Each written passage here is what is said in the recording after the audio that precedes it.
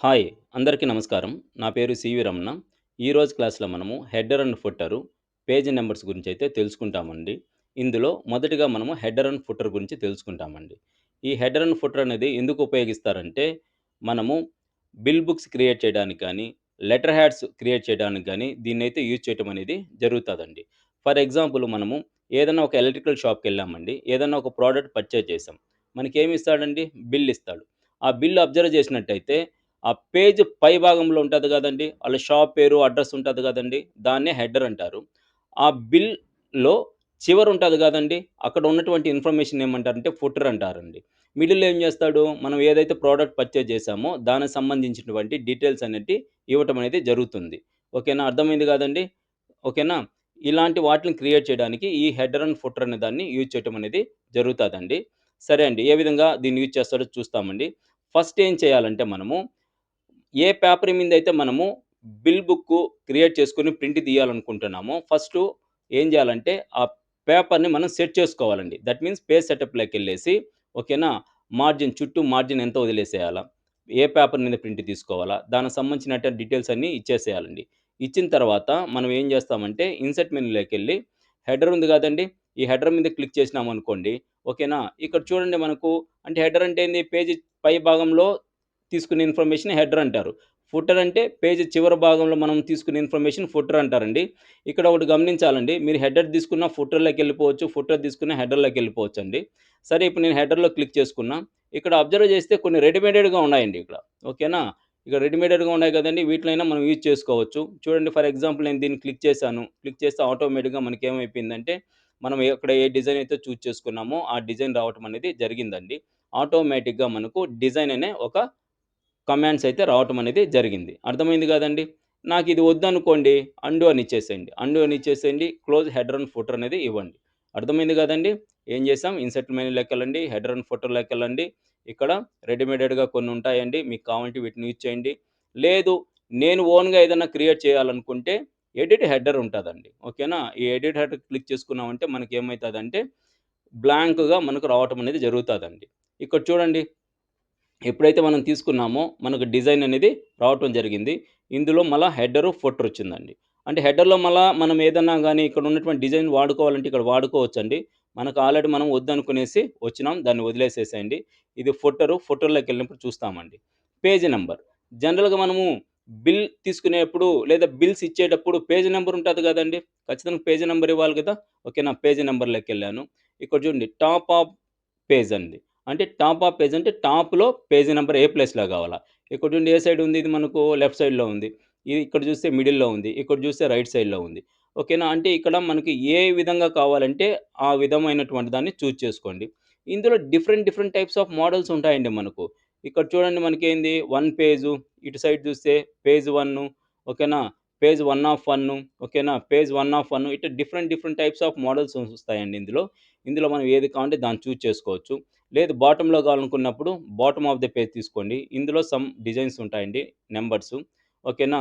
Page మార్జిన్‌లోకెళ్ళామంటే ఈ టైప్‌లో ఉంటాయి. ఇక్కడ డిఫరెంట్ డిఫరెంట్ టైప్స్ ఆఫ్ ఉంటాయండి. మనకు టాప్‌లో కావాలి కాబట్టి నేను టాప్ ఆఫ్ ది పేజ్‌లోకెళ్ళాను. ఓకేనా? నేనేం చేశాను నాకు లెఫ్ట్ సైడ్ కావాలి కాబట్టి నేను ఈ మోడల్ తీసుకున్నాను. ఎప్పుడైతే తీసుకున్నానో చూడండి మనకు 1 అనేది వచ్చిందా? నేను కర్సర్ ఇక్కడ ఇచ్చుకున్నానండి.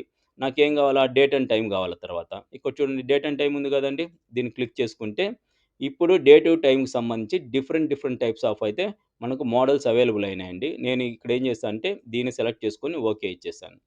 ఇప్పుడు తీసుకున్నాను గదండీ!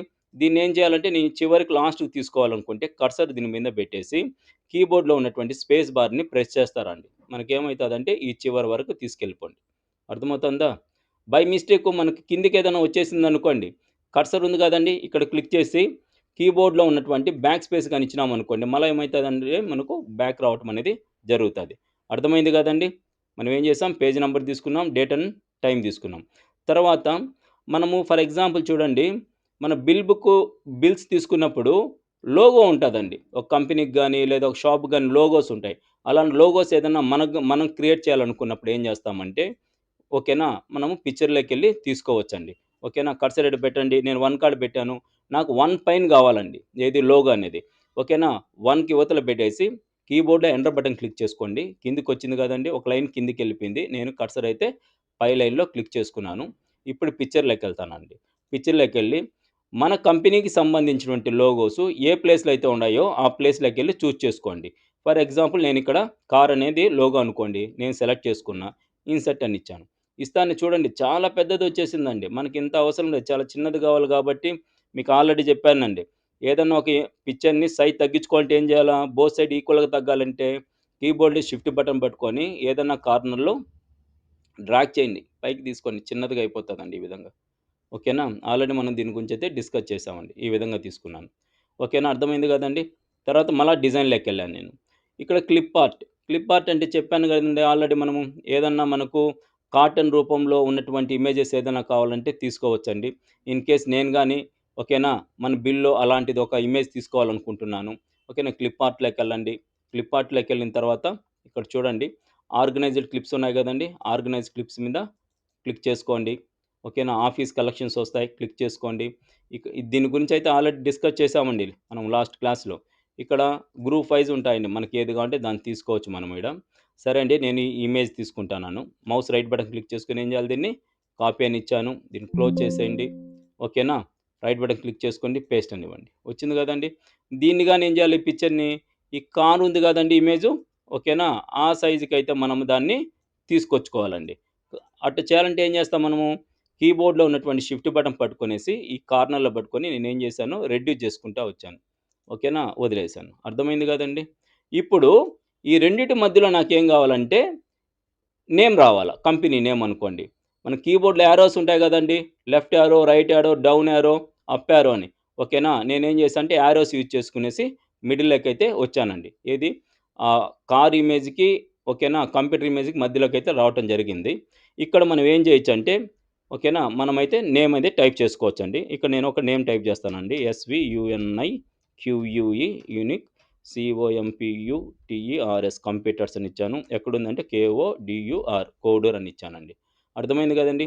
ఇప్పుడు దీన్ని మిడిల్ చేసుకోవాలనుకోండి. ఎస్ కార్డ్ క్లిక్ చేసుకోండి. స్పేస్ బార్ ఇవ్వండి. ఓకేనా? అదే విధంగా కోడూర్ పక్కనివ్వండి. స్పేస్ ఇవ్వండి. ఇట్లా మనం మిడిల్ చేసుకోవచ్చండి. మిడిల్‌లో కావాలంటే మిడిల్‌లోకి ఈ విధంగా సెట్ చేసుకునేసేసేయండి. అర్థమైంది కదండీ! ఇన్ కేస్ ఈ ఫాంట్ మనము ఇంక్రీజ్ చేయాలనుకోండి. ఓకేనా? సెలెక్ట్ చేసుకోండి ఈ ఫాంట్‌ని. ఓకేనా? ఏం చేస్తారు డ్రాగ్ చేసి సెలెక్ట్ చేసుకునేసేయండి. సెలెక్ట్ చేసుకొని కీబోర్డ్‌లో ఉంది గదండీ! కంట్రోలు క్లోజ్ బ్రాకెట్ ఉంటాదండి. ఓకేనా? క్లోజ్ బ్రాకెట్ ఉంటది కదండీ! దాన్ని గాని మనం ప్రెస్ చేస్తా వచ్చినామనుకోండి, మనకు ఫాంట్ సైజ్ అనేది ఇంక్రీజ్ అవుతదండి. అర్థమైతుంది గదండీ! కంట్రోల్ పట్టుకొని క్లోజ్ బ్రాకెట్ ఉంటది గదండీ! దాన్ని గాని మనం ప్రెస్ చేస్తా ఉంటే ఫాంట్ సైజ్ ఇంక్రీడ్ అవుతదండి. అదే మనము ఓపెన్‌ది గాని ఇచ్చినామంటే డిక్రీజ్ అవుతదండి. ఈ విధంగా ఫాంట్ సైజ్‌ని మనమైతే ఇంక్రీజ్, డిక్రీజ్ చేసుకోవచ్చు.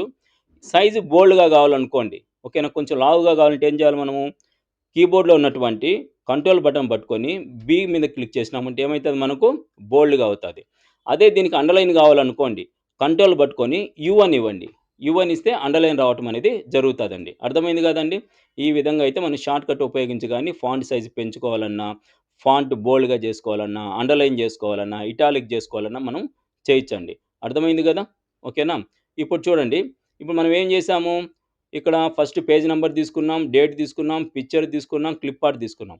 ఇప్పుడు ఫుటర్‌లో తీసుకోవాలండి. హెడర్ అయిపోయింది. ఇంకా నాకేం లేదు. గో టు ఫుటర్ అని ఇచ్చాను. ఫుటరస్ అని కిందకొచ్చేసినాం. ఓకేనా? ఇప్పుడు మనం ఏం చేస్తామండి ఈ ఫుటర్‌లో ఇక్కడ చూడండి. ఈ ఫుటర్‌లోకి రండి. ఇక్కడ గాని రెడీమేడెడ్‌గా ఉంటాయండి ఇక్కడ. ఇక్కడ రెడీమేడెడ్‌గా ఉంటే కావాలంటే వీటిని తీసుకోండి. ఓకేనా? వీటిలో ఏది కావాలంటే ఆ మోడల్ తీసేసుకోండి. నేనేం చేశానంటే ఇదేదో మోడల్ తీసుకున్నాను. ఇక్కడ ఉంది కదండీ! ఇక్కడ ఏదైనా డీటెయిల్ ఉంటే ఆ డీటెయిల్ అనేది టైప్ చేసేయొచ్చండి. నేను జస్ట్ ఏదో నార్మల్‌గా టైప్ చేసుకునేసినాను ఇట్లా. అర్థమైందా? లేదనుకోండి నార్మల్‌గానే మనం టైప్ చేసేసుకోవచ్చండి. మనకి ఇదంతా ఏమొద్దనుకుంటే ఏం చేస్తాం మనము, ఓకేనా? నార్మల్‌గా కర్సర్ పెట్టి టైప్ చేసేసుకోవచ్చండి. అర్థమైంది గదండీ! మళ్ళా నేను హెడర్‌కెళ్ళాలంటే గో టు హెడర్. అంటే గో టు హెడర్ క్లిక్ చేస్తే పైకొస్తది. గో టు ఫుటర్ క్లిక్ చేస్తే కిందకెళ్తాదని నేను హెడర్‌కెళ్ళాను. ఓకేనా? తర్వాత చూడండి, ఇప్పుడు కంప్లీట్ అయిపోయింది నాకు. ఎవ్రీథింగ్ ఫైన్ బానే ఉంది అనుకోండి. నేను క్లోజ్ హెడర్ అండ్ ఫుటర్ అని క్లిక్ చేస్తా. క్లిక్ చేస్తేనే ఆటోమేటిక్‌గా నాకు పేజ్‌లో అయితే ఈ హెడరు, ఫుటర్ రావటం జరిగింది. కానీ ఇక్కడ అబ్జర్వ్ చేస్తే ఎట్లుందంటే లైట్ కలర్‌లో ఉందండి. లైట్ కలర్‌లో ఉందంటే మీనింగ్ ఏందంటే ఇది హెడర్ అండ్ ఫుటర్ అండి. ఎందుకు హెడర్ అండ్ ఫుటర్ అనేది లైట్ కలర్‌లో ఉంటాదంటే, నార్మల్‌గా చేసేది డార్క్‌గా ఉండి, హెడర్ అండ్ ఫుటర్ చేసింది డార్క్‌గానుంటే, కన్‌ఫ్యూజ్ అయ్యేదానికి ఛాన్సెస్ ఉంటాయి గాబట్టి, ఇక్కడ హెడర్ అండ్ ఫుటర్ అనేది మనకు డార్క్‌గా అయితే ఉండటం అనేది జరుగుతాదండి. మనం చూడండి ప్రింట్ ప్రివ్యూలోకెళ్ళామనుకోండి, ఆఫీస్ బటన్‌లోకెళ్ళాను, ప్రింట్‌లోకెళ్ళాను, ప్రింట్ ప్రివ్యూలోకెళ్ళా. ఇక్కడ ఏమైందండి మనకు డార్క్‌గా అయితే రావటం జరిగింది. ఓకేనా? అంటే ఇక్కడ చూడడానికి మనకు డార్క్ లైట్‌గా ఉంటది గానీ, ఓకేనా? ప్రింట్ తీస్తే మాత్రం మనకు నార్మల్‌గా ప్రింట్ అనేది రావటం అనేది జరుగుతాదండి. ఇన్ కేస్ ఇందులో మళ్ళా నేనేదైనా మోడిఫికేషన్ చేయాలనుకున్నామనుకోండి, ఓకేనా? దీని మీద డబుల్ టైమ్ క్లిక్ చేసుకో. డబుల్ టైమ్ క్లిక్ చేసుకుంటేనే మనకేమైపోయింది, మళ్ళా ఓపెన్ అవుతాది. ఇప్పుడు డేట్ అండ్ టైమ్ చేంజ్ చేసుకోవాలా. ఆ డేట్ అండ్ టైమ్ అనేది సెలెక్ట్ చేసుకొని తీసేసేయండి. డిలీట్ చేసి మళ్ళా డేట్ అండ్ టైమ్‌లోకెళ్ళేసి న్యూ డేట్ అండ్ టైమ్ ఏదైనా ఉంటే దాన్ని ఇన్సర్ట్ చేసేసేయండి. అర్థమైంది గదా! దాని మీద క్లిక్ చేస్తే రావటం జరుగుతాదండి.